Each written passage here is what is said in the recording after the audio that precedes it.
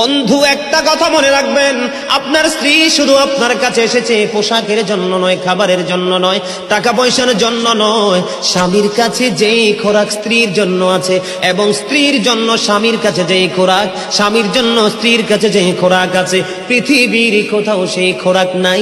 এটা স্বামী স্ত্রীর জন্য অবর্ণনীয় এক নিয়ামত। স্বামী স্ত্রীর মধ্যে যে প্রেমের আবেগ ঘন মুহূর্ত তৈরি হয় রে 14 গ্রামের যুবক, আমার দাদা ভাই যারা বুড়ো হয়ে গেছো, এখনো দাদু দুনিয়ার বুকে বেঁচে আছে, এখনো যদি দাদু যদি এক খিলি পান তোমাকে মজা করে বানায়া দেয়, পান চিবাইতে চিবাইতে তোমার ঠোঁটগুলো লাল হয়ে গেল, জিহ্বাটা লাল হয়ে গেল, আর দুজনের মধ্যে আবেগ ঘন মুহূর্ত তৈরি হলো।